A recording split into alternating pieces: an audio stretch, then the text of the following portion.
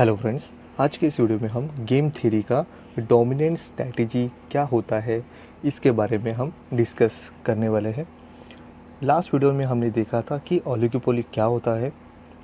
Oligopoly ये इस तरह का मार्केट होता है जहाँ पे जो प्रोडक्ट है वो होमोजीनियस या हेट्रोजीनियस टाइप के गुड्स होते हैं और इसे बेचने के लिए जो फर्म होते हैं या सेलर होते हैं वो गिने चुने ऐसे मार्केट में अपना सेल यहाँ पे करते हैं। तो उसमें जो गेम थ्योरी है ये ओलिगोपोली का एक पार्ट है या उसकी एक ब्रांच है जिसे हम गेम थ्योरी पढ़ते हैं।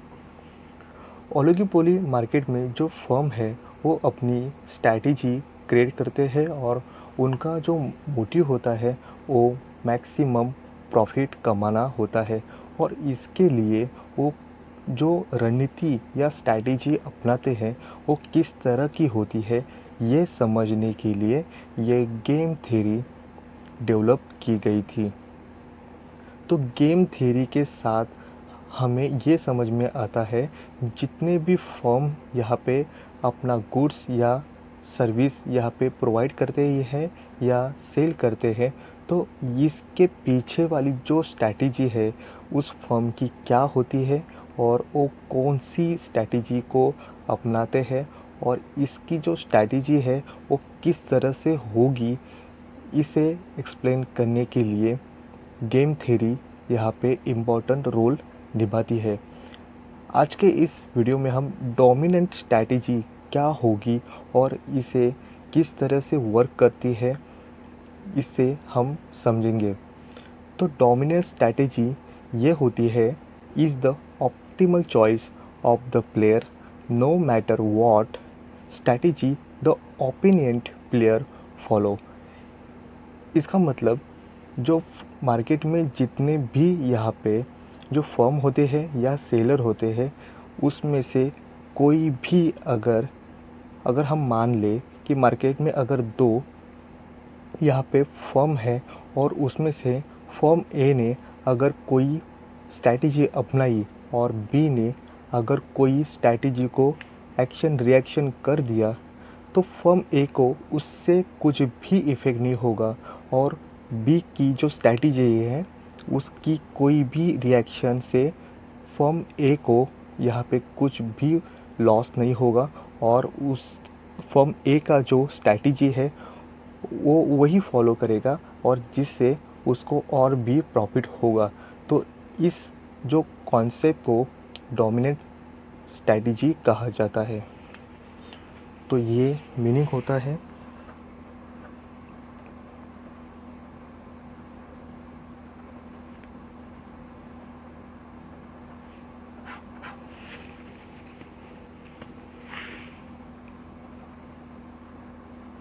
dominant strategy is the optimal choice of player no matter what strategy the opponent player follow। तो यहाँ पे जो अपोनेंट जो प्लेयर है वो कोई भी यहाँ पे स्ट्रैटेजी अगर अपनाए फिर भी जो फर्म ए है एग्ज़ाम्पल अगर हम मान ले यहाँ पे फर्म ए और फर्म बी अगर फर्म ए ने यहाँ पे एडवर्टाइजमेंट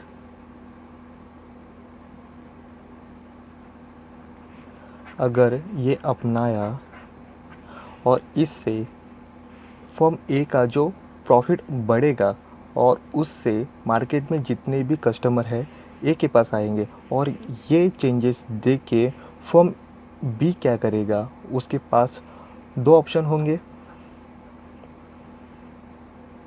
डू और नॉट।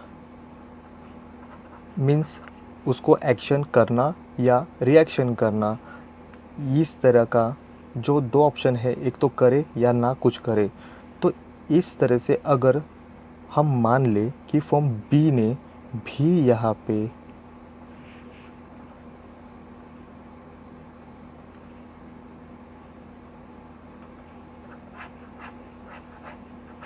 एडवर्टाइजमेंट का ऑप्शन चुना, तो ये ऑप्शन से फर्म ए को अगर इस एडवर्टाइजमेंट से फर्म ए को कुछ भी इफ़ेक्ट नहीं होता,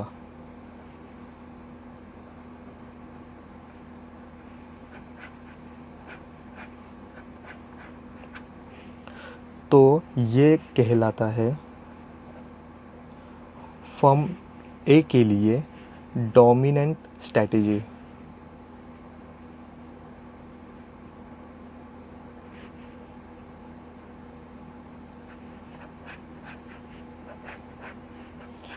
क्योंकि ये डोमिनेंट स्ट्रैटेजी ये कहलाता है अगर फर्म ने एडवर्टाइजमेंट कर भी ली और इससे फर्म बी को करे या ना करे, इससे फर्म ए को कुछ भी इफ़ेक्ट नहीं होता, क्योंकि डोमिनेंट स्ट्रैटेजी फर्म ए की ये कहती है कि इनका जो ऑप्शन है ये फिक्स है फिर से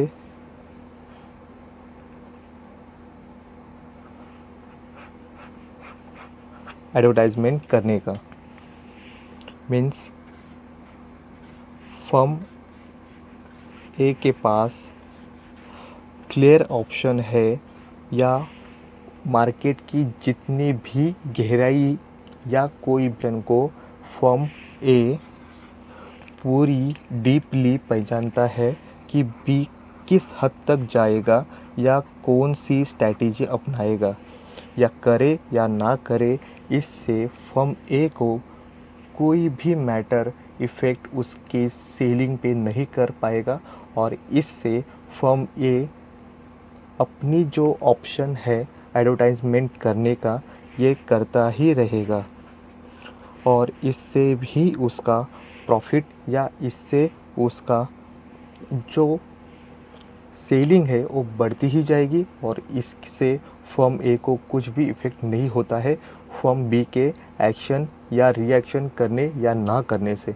तो यहाँ पे फर्म अपनी जो मार्केट की स्टडी है ये पूरी डीप के साथ करके आ चुकी है या वो मार्केट की हर सिचुएशन को पूरी डीप के साथ समझा है या मार्केट में उसकी जो पकड़ मजबूत है, यही हमें ये कहलाती है कि डोमिनेंट स्ट्रैटेजी ये फर्म ए की यहाँ पे डीपली मजबूत यहाँ पे मार्केट में उसकी पावर क्रिएट हो चुकी है या उसकी जो मोनोपोली है ये बिल्ड हो चुकी है, जिससे फर्म ए अपनी डोमिनेंट स्ट्रैटेजी के बारे में पूरी तरह से क्लियर है और ना ही इससे बी का कुछ भी एक्शन रिएक्शन से उसे फ़र्क पड़ने वाला है।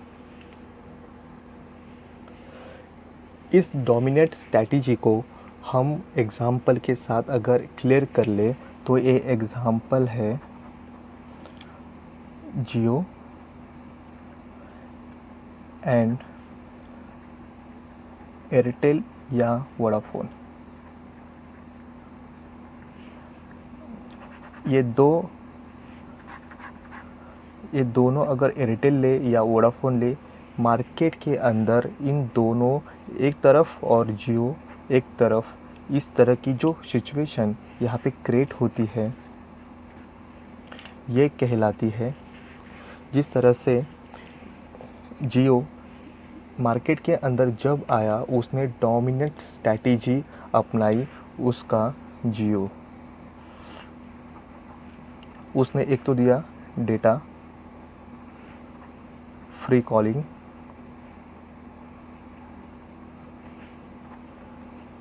फ्री मैसेज, ETC, ये सब उन्होंने दिया। अगर एग्ज़ाम्पल ले 199, इस मंथली प्लान में अगर ये सब ही जो यूजेस अगर जियो अगर देता है और उनके अपोजिट हम एयरटेल लें या वोडाफोन लें,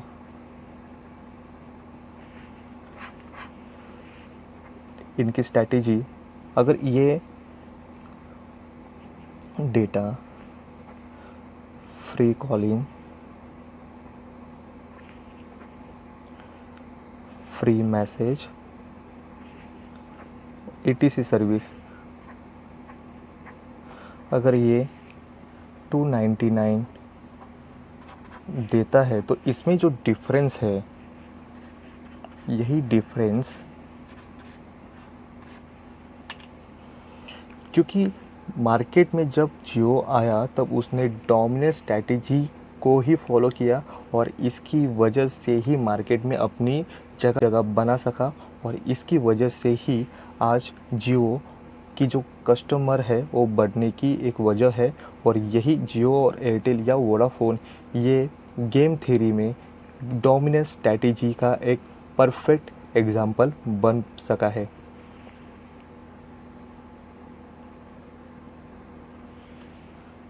तो इस तरह से जो कॉन्सेप्ट अगर आता है, ये कॉन्सेप्ट हमें इसमें कुछ ऐसे आएंगे,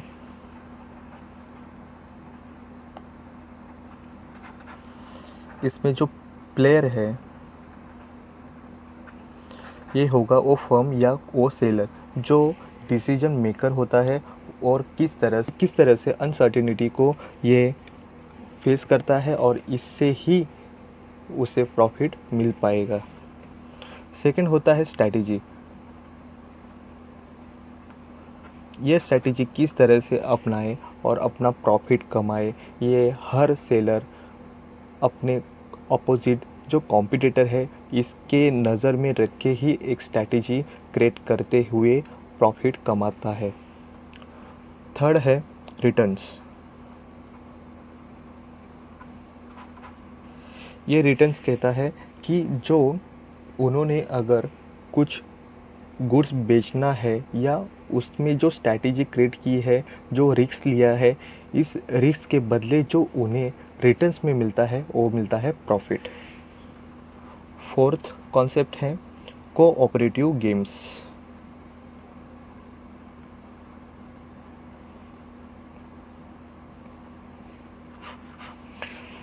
मार्केट में जो फर्म है या सेलर है अगर दूसरे एक पावरफुल वाले फर्म को अगर उनको हराना है या उनको अपना दबदबा अगर दिखाना है तो ऐसी कुछ फर्म या एक साथ आने की लिए जो कोऑपरेटिव गेम्स यहाँ पे क्रिएट करते हैं। एग्जांपल वोडाफोन एंड आइडिया, ये दोनों मर्ज हो गए और कॉम्पिटिटर बने एयरटेल और जियो के लिए। तो ये हो गया कोऑपरेटिव गेम्स। हमारा नेक्स्ट पॉइंट है नॉन कोऑपरेटिव गेम।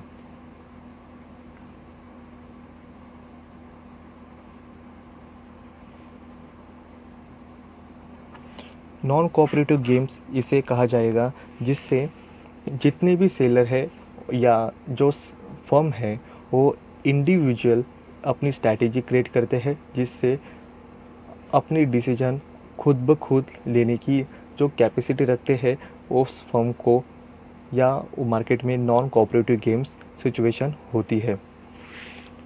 हमारा नेक्स्ट पॉइंट है मैक्सिमम स्ट्रैटेजी।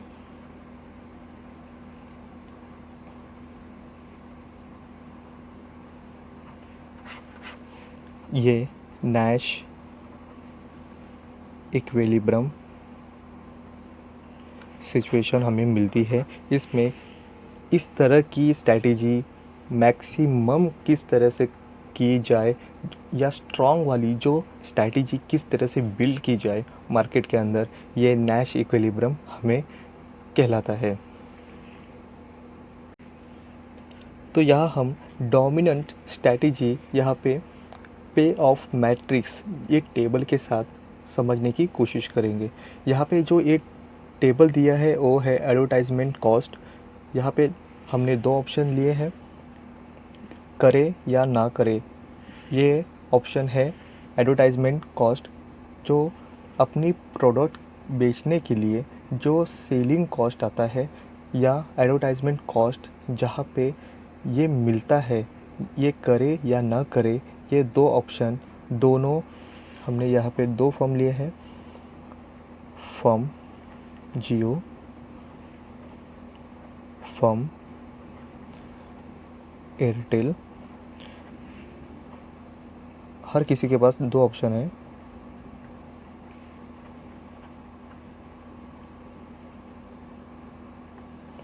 एडवर्टाइजमेंट करे या ना करे, अगर करे तो क्यों करे, और करे नहीं करे तो क्यों नहीं करे, ये ऑप्शन या दोनों भी, या हम कहें कि एक जो प्रॉब्लम क्रिएट होता है, या एक ऐसी सिचुएशन है, या वो लोग ऐसी सिचुएशन में फंसे हुए हैं कि करे तो अभी क्या करे। तो ये समझने के लिए ये एडवर्टाइजमेंट कॉस्ट, जिसे पे ऑफ मैट्रिक्स, ये हमने करोड़ों में और उसकी करेंसी रुपीस है, इसे हमने मेंशन किया है। तो जो फर्म जियो है, ऐसी मेंटेलिटी के साथ मार्केट में पहले से वो एंट्री कर चुका है, जिसमें उसने अनलिमिटेड डेटा, अनलिमिटेड कॉलिंग, ऐसी बहुत सी जो फैसिलिटी उसने कम प्राइस में दी थी।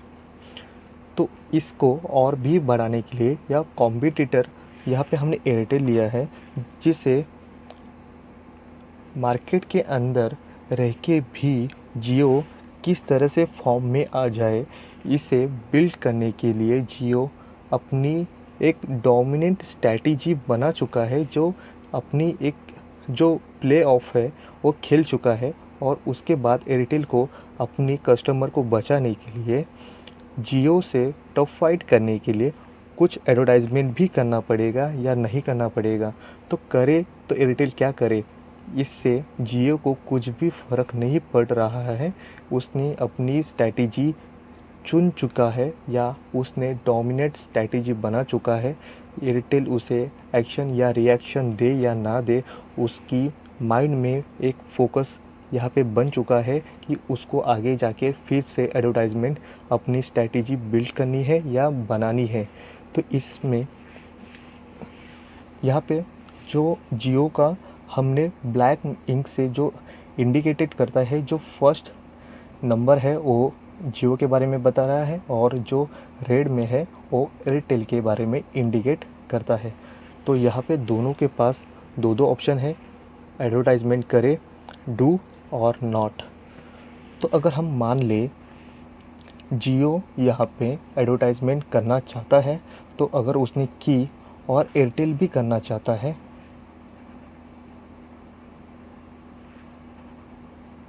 रेड इंक्स यहाँ पे जो ब्लैक इंक से जो इंडिकेट करेगा वो जियो के बारे में, और जो रेड के बारे में इंडिकेट करेगा वो एयरटेल के लिए होगा। तो यहाँ पे जियो एडवर्टाइजमेंट करना चाहता है और एयरटेल भी एडवर्टाइजमेंट करना चाहता है। तो यहाँ पे जियो को 4 करोड़ प्रॉफिट होता है, और एयरटेल को यहाँ पे 3 करोड़ प्रॉफिट होता है। अगर हम समझ लें कि जियो एडवर्टाइज करना चाहता है और एयरटेल नहीं करना चाहता, तो इस कंडीशन में जियो को और भी ज़्यादा यहाँ पे प्रॉफिट होता है। यहाँ पे 5 करोड़ यहाँ पे प्रॉफिट, और एयरटेल को 1 करोड़ यहाँ पे प्रॉफिट होता है। तो इस कंपैरिजन में जियो और भी आगे निकल जाता है।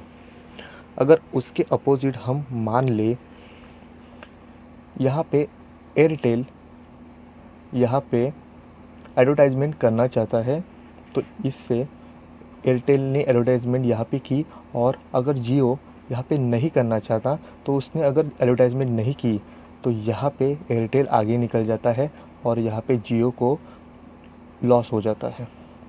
अगर यही कंडीशन में अगर दोनों भी एडवर्टाइजमेंट नहीं करते हैं, तो यहाँ पे जियो को 3 करोड़ और एयरटेल को 2 करोड़ प्रॉफिट होता है। तो यहाँ पे ये जो कंडीशन है, यही कंडीशन इक्विलिब्रियम कंडीशन बन जाती है। क्योंकि यहाँ पे हमने पहले से ही अज़ूम कर लिया था कि मार्केट के अंदर एक ऐसी फर्म है जो डोमिनेंट स्ट्रैटेजी के साथ ही मार्केट में उभर के आई है। तो ये जो कंडीशन है, एडवर्टाइजमेंट करेगी जियो और एयरटेल भी करेगी, फिर भी जियो यहाँ पे आगे निकल जाता है। तो यहाँ पे जियो यहाँ पे हमारा 4 करोड़ यहाँ पे प्रॉफिट और एयरटेल 3 करोड़ प्रॉफिट मिल जाता है। तो ये हो गया डोमिनेंट स्ट्रैटेजी ऑफ जियो।